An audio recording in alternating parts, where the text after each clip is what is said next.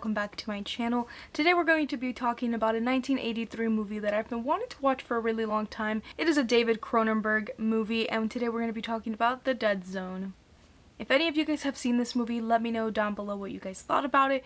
Did you like it? Did you not like it? This movie I think is pretty interesting. I'm really curious to know what all of you guys think down below. And this review is pretty much going to stick to the non-spoiler side, so anybody who hasn't seen it is free to watch this review. And by the way, just before I continue, can we acknowledge the fact that there are 20 days until Halloween?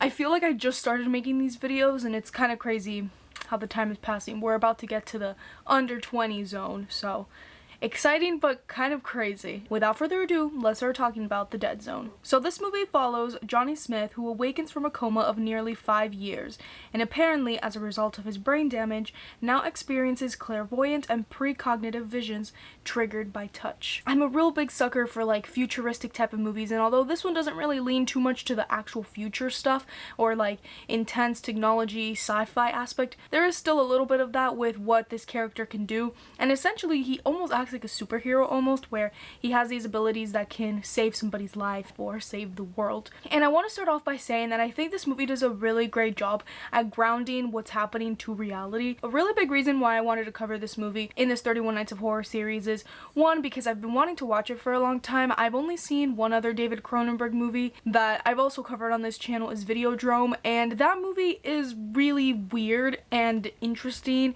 but mostly weird, and I kind of expected something along those lines because that's kind of what I know David Cronenberg as, but this movie was a lot much tamer than that movie, especially if you've seen it. I think you know what I mean. But with that aspect, I still think this movie is pretty heavy and has a lot of profound themes and a lot of imagery too that really speaks a lot to society and speaks a lot to just humanity in general, and I think that's something that David Cronenberg always is trying to explore.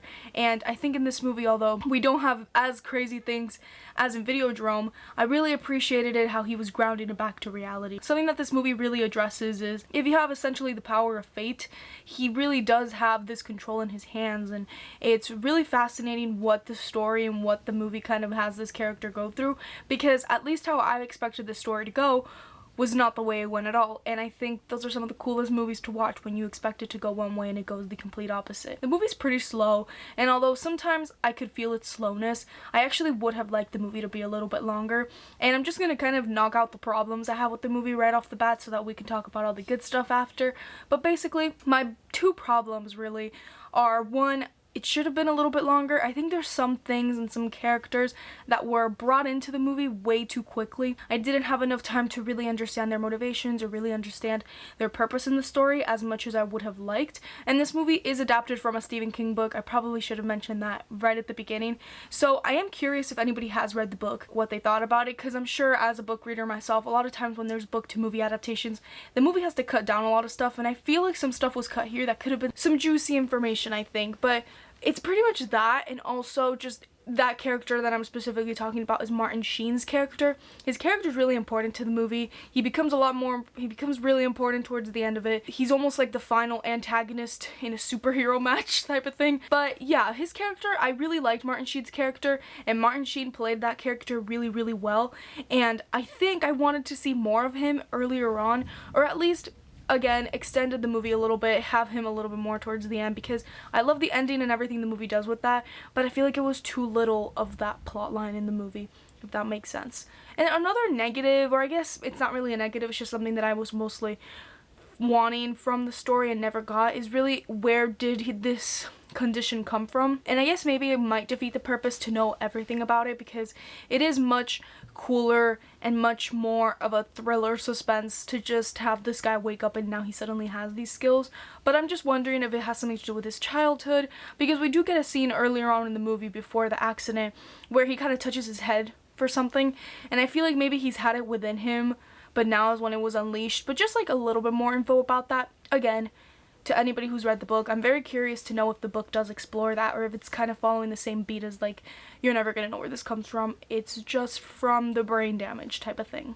But yeah, those are pretty much my negatives with it. Going back to grounding the movie to reality, because that's my favorite part about the story.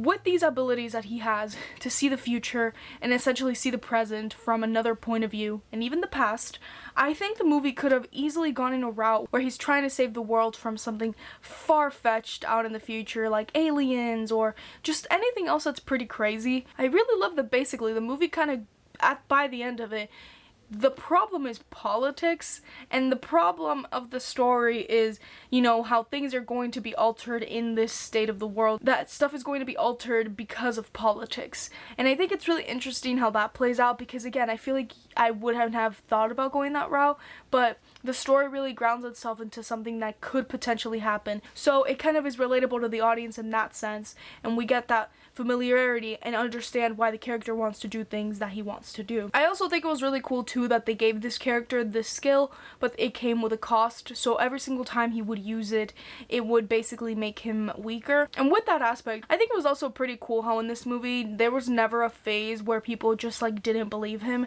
Like, yes, in the movie sometimes he says things like he says, "This is going to happen to you and your family, don't do this," and characters are like, "What? Like, you're crazy, this doesn't make any sense," type of thing, which is a very valid human response to something that doesn't normally happen.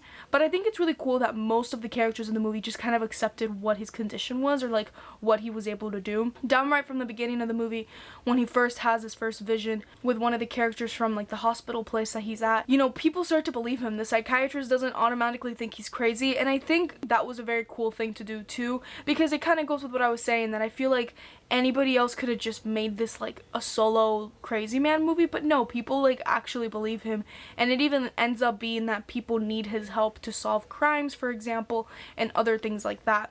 And I haven't talked about Christopher Walken's performance. It was really good. He played a really great character, where most of the times my favorite moments of his performance weren't even when he was delivering dialogue. It was more in the quiet moments where he would like act with his eyes, for example. He has this very specific look to him that is just perfect for what this role needs, and I think he's great in this movie. To be honest, this movie's pretty well acted all around, but he's obviously the leading man, and he does lead this movie, and he makes us feel things for this character, especially since we, you know, start the story off him being pretty normal to then the transformation he goes through, and then eventually his feelings towards the end of the movie. It's a pretty emotional journey if you really think about it, especially with how the movie ended, because you've kind of been following this guy for a while, and Christopher Walken does a really good job at like letting you into his personality without the movie having to explicitly say, this is what this guy is like. He just shows us, and I think those are some of the best actors, and he really killed this performance. And the score of the movie too is really nice. There's a lot of like loneliness associated with the movie. It is a very lonely feeling to have. He is, I mean, in the story, the only one who's able to do this, and he almost feels like he has a responsibility to people around him, people that he loves, but also just the world at some point. And I really like how the score, plus Christopher Walken's performance, plus the gorgeous cinematography really kind of all work together to let us into this pretty lonely world and pretty lonely mindset that's going on throughout the entire movie, and it's like beautiful in a way. It's pretty sad to say, but I think all of that worked really beautifully to deliver this message and this vibe that just worked really, really well. And going on again with how this movie tries to blend normal with the reality, there's a lot of scenes too, like I'm gonna go back to that one scene. I'm gonna go back to that scene where he first has his vision, where it really does blend reality and, you know, what you would think is horrible at the same time. Because the imagery in this movie is pretty tame. It's not as outrageous, as crazy as other of David Cronenberg's movies, but there's still some stuff going on that you know is not right, but in a way it feels familiar. And I'm not really gonna spoil any of the visions or anything, but the one that comes to mind if you've seen the movie is that first vision that he has related to the little girl. Like, just the way the stuff was compositioned with each other, it was like creepy, but in a great way. And, you know, I am reviewing horror movies this month. Is this movie really a horror movie? I honestly don't think it's a horror movie, but I think it's pretty scary if you think about a lot of the things that goes down in the movie, especially towards the end with Martin Sheen's character. And I'm gonna just say that one more time. I really do wish we got more of him, and I really want to read the book now to know if we like get more stuff from him, because I think they could have gone way deeper into his character. But anyway, I'm going on a tangent. I just really want more Martin Sheen. But I don't think this movie is a horror movie. It is, I think, in the horror category. That's why I included it in the series. But I'd say it's much more of like a thriller type of thing.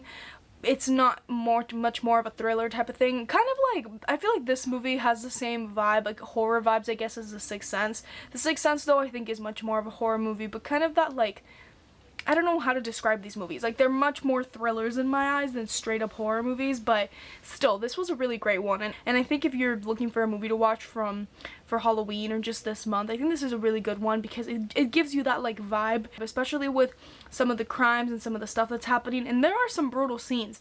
There's a specific one with a scissor that is pretty gross, and I had to look away type of thing. So even though the movie is much tamer, I think, for David Cronenberg's sake, the movie is still has its heavy and crazy parts in its own way. But yeah, I clearly really liked The Dead Zone. This makes me really want to explore more of David Cronenberg movies, and I really do think this is one of the better Stephen King adaptations. I've seen a lot of them at this point, and one day I have to do a ranking of all of them, but this one I think is a really, really great one, and it just was a really great story to tell, and it felt very grounded and very tight, and it started off high, it ended off high, and I think it's a really great movie. Thank you all so much for watching today's video. I hope you all really enjoyed it, and if you've seen The Dead Zone and you haven't commented down below what you think, please let me know what you think about it down below. And if you haven't seen The Dead Zone, highly recommend it. I saw it on HBO Max, so if you do have HBO Max, I highly recommend checking it out there. And if you're new to my channel and you've never seen my face on my channel before, please subscribe to my channel if you're interested in any type of movie related content. For the month of October, I'm posting every single day, so you can expect horror movie reviews all the time, plus live stream and a lot of other fun stuff.